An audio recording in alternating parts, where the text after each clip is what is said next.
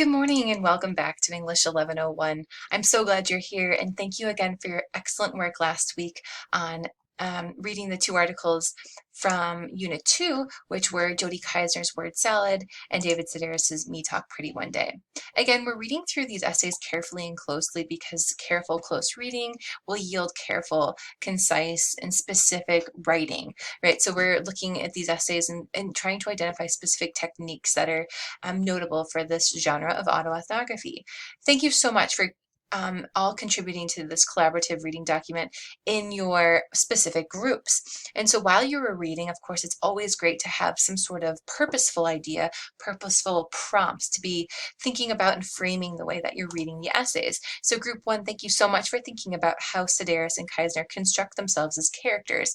Again, in your own autoethnographies, you're writing about yourself, but you're also creating yourself as a character. And so you are yourself, but a little bit different, right? So you aren't trying to duplicate or replicate yourself in exact detail, but are able to use some literary styles like personality traits, figurative language, and metaphors to really enhance yourself in different ways, to really foreground an idea of feeling like an outsider, for example.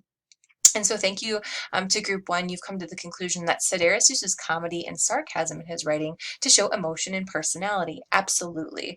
And Sedaris is different than Keisner, who is much more empathetic and emotional in her writing. And so how do we gauge those details? What specific aspects of the essay contribute to its being sarcastic or contribute to its being empathetic? And so look above at your peers who have picked out specific places in the readings where they've seen that happening, and you can emulate that in your own writing. Another question was, how do they craft themselves as a defined outsider or insider? And yet, as you'll notice in these essays, the authors position themselves as sort of at the outside looking in initially, and then come to some sort of conclusion or enlightenment by the end of the essay. That's kind of the greater scope. And so thank you to group two, who's come to the conclusion that, authors did a great job in making it clear which characters were seen as outsiders by including characteristics and certain personality traits. And so look above for the specific personality traits that they include, the specific interactions that they've had. The enabling figure is often very important in autoethnographies. The enabling figure catalyzes action. For example, in Sedaris's essay, the teacher, the only unnamed character in the whole essay, is the one that really propels the narrative and provides this sort of antithesis of his character, of Sedaris's character. She's mean, aggressive, and otherwise unsupportive, and so we can kind of see that yields a sort of meek and disadvantaged Sedaris as a character in sort of contrast. And these two specific essays last week were focused on language and how language serves as sort of a really helpful tool in thinking about either our ability to join a community or to be rejected or sort of not disallowed a community. And so that's one particular theme you might be thinking about writing, but it doesn't have to be. Learning, speaking, or writing can often be an autoethnography focus, though.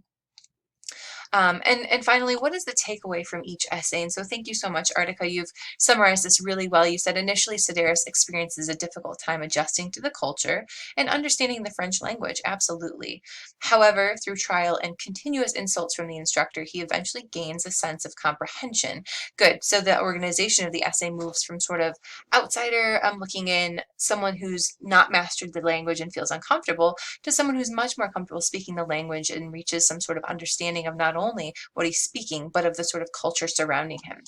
It seems as though the tough criticism and rudeness from the instructor is what pushed Sedaris to work harder. Like Sedaris, I believe Keisner found a sense of achievement when she finally learned to understand and communicate with Ed. Communication comes in various forms. To be able to remove barriers which blocks effective communication is an accomplishment. By the end of each of their experiences, Sedaris and Keisner had attained a new perception. Thank you so much for your reflections on those first two essays for this particular unit.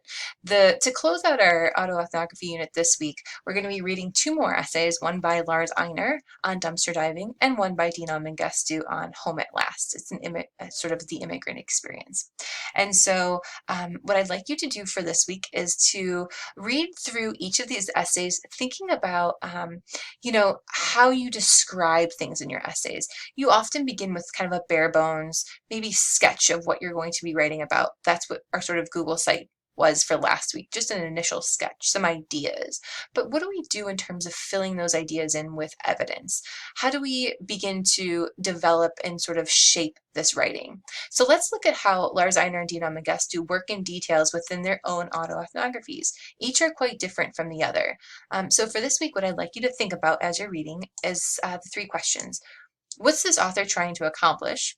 How does he accomplish it? What kinds of evidence or details does he use? And what is the effect of these choices? Before moving forward, I'd like you to read each essay in its entirety in the PDF format, okay? Feel free to print it out and mark it up as you wish, but the PDF formats, please read in their entirety, because the actual exercise that I'm going to ask you to do for this week will disallow you from reading it in the document form. So after reading through each of these essays, I would like you to open up this Google Doc, and this is the sort of assignment. In this document, you're responsible for completing one page of the essay. And what I'm asking you to do is to read through the page. For example, you choose page 2 of the essay, and I want you to read through it in its entirety and select passages that only talk about sort of the details, the non-essential information. What exactly constitutes the kinds of evidence that are being used? For example, I like the frankness of the word scavenging. The author's talking about and kind of reflecting on the importance of the word scavenging, which I can hardly think of without picturing a big black snail on an aquarium wall. I live from the refuse of others. And so this evidence right here, all this example, I live like a snail on an aquarium wall, a sort of simile here and a reflection on what scavenging means. That's all extra information. And so what I'm going to ask you to do is take your highlighter and black it out so that by the end of the essay, we only have the sort of essential pieces of what's sort of throughout the essay. And I've done that for the first page. So here I said, before completing this activity, please do read the full PDF essays because you will not be able to understand what's happening after we start completing this exercise. This essay is for writing exercise practice only, identifying and blacking out different types of evidence. So again, you're only responsible for completing one page, but what I've done here is I've deleted, and you can kind of go back through with your cursor to highlight what was underneath there, the kinds of evidence that are being used. And what you're going to do at the end, after you've blacked out all just the evidence and left just essential details like, long before I began dumpster diving, I was impressed with dumpsters. I began dumpster diving about a year before I became homeless. Again, just sort of the narrative, the sort of bare bone structures that drives this larger essay. You're going to create a reflection on the kinds of evidence that were used. For example, in this paragraph, Lars Einar reflects on what the term dumpster diving means. He defines dumpster. He explains why he capitalizes it throughout the essay. He makes dumpster an important word because it defines who he is, what and who he is. It's really important that we understand that he's considered its various definitions in history. It also distinguishes between, different kinds of words. He's a scavenger, he's a scrounger, but don't call me a forager. So he's really careful in terms of like his own terminology and his own language. He also dispels notions that he is ignorant. Rather, he's an intellectual. He's looked up this word, he's thought about its definition, considered its sort of multifarious meanings and implications. And so that's sort of something to be aware of, how an author is using evidence. Not necessarily secondary source evidence that you would in a research paper, but sort of personal experience evidence and what that looks like in an autoethnography. So you're only responsible for going through one page and doing this exercise where you just select the essential narrative-driven kinds of statements and to consider and synthesize what is underneath that blackout space. What can your fellow peers learn about the kinds of evidence scrolling through the essay exist in this essay? So I hope you have fun with this activity. Again, there's no replies due for the collaborative reading document this week. And as you begin your own essay, you may find that your writing is similarly bare and unadorned. What kinds of detail will enliven your own essay writing? And so that brings us to the next exercise. And just a side note, here's a nice 2-minute video about who Dino Mengestu is and him explaining some of his writing techniques, which, if that's ever possible for authors that you're reading, is always advantageous to learn sort of new strategies. For your discussion board post / Google site page, please build it out as Unit 3 autoethnography evidence. And in this section, what you're actually going to do is you're going to model a paragraph from one of the readings. So you can choose between either On Dumpster Diving or From Home at Last. And I'd like you to replicate or duplicate a select paragraph from either of these essays, just one paragraph, one choice paragraph that you find intriguing, convincing, or fascinating in terms of the kinds of evidence it engages with. So below, what I'd like you to do is copy that paragraph into your Google site page exactly. And below the directly copied paragraph, I'd like you, with your own autoethnography topic, to fill in some information that would make that paragraph more sort of reflective of your topic. For example, I really like this paragraph in Lars Einer's essay about how he distinguishes who he is by the kinds of language he uses to describe his activity. He's a scavenger, he's a scrounger, but he is not a forager. And so if I were to choose this particular paragraph, I'm going to duplicate it exactly. But below this paragraph, I'm going to copy exactly the syntax, the sentence style, but with my own words, whatever makes sense with my autoethnography topic. So if it's a second language learning, if it's being part of a specific gender group, that is sort of up to you what you would like to fill in terms of the language. So it's going to help you inhabit a chosen writer, the chosen writer above, or whichever you select, and will help you simulate evidence that you may use in your own autoethnography essay. And feel free, as you work on this model paragraph, as you kind of emulate this particular author's evidence, to use that paragraph in your own essay. You can copy it directly in. So that's up to you, and please have this posted by Wednesday. Again, there's no reply requirement for the discussion board post either.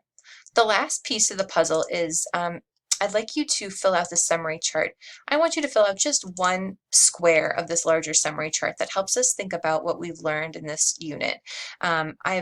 This rubric should look familiar because it's the rubric for our paper. I'm looking for someone who's careful about genre, purpose, audience, and sentence has a sort of central point. And what I'd like you to do is just fill in one square here using evidence from the text, and please put your name next to your findings. So I've done David Sedaris's genre section, for example. So just choose one square that sort of gives us evidence and sort of summarizes for us what we've learned in the past 4 essays in terms of this particular genre of writing. And that's due by Friday. There's also 2 short things I'd like you to work on. An early term student feedback where you just answer a brief question about your experience in class so far, your user experience in this sort of user-centered design that I'm working hard for you to sort of navigate and navigate with ease. And then I'd also like you to sort of investigate this WRSA Writing, Reading, Speech Assistant service at COD just because you're paying for it, and I think it's important that you know what's available to you in this class, but also beyond this class, the kinds of tutoring services and kind of feedback they can give you for any stage of your sort of writing and reading process, and how they can do that remotely if that's the preferred mode of communication. I really hope that you enjoy the 4 readings that we've done so far in class, or are going to enjoy the next 2 readings that will fill out our autoethnography unit. And I'd like to give you a quick shout out to Artica and Miriam. Miriam created this beautiful banner that we're looking at for this week, inclusive of all of our class faces. It's so great to see you kind of all in one space, and sort of makes us feel more like a community, an asynchronous community. And Artica, I will be alternating her banner, her fabulous banner, next week. We'll leave them each up for one week, and that way we can see sort of a different composition of faces and smiles. So thank you so much for contributing your pictures on your Google Sites, and thank you to Miriam and Artica for creating these fabulous banners. I hope you have a wonderful week, and please look for my email on the Zoom office hour this Wednesday evening. Have a great week, and thank you for listening.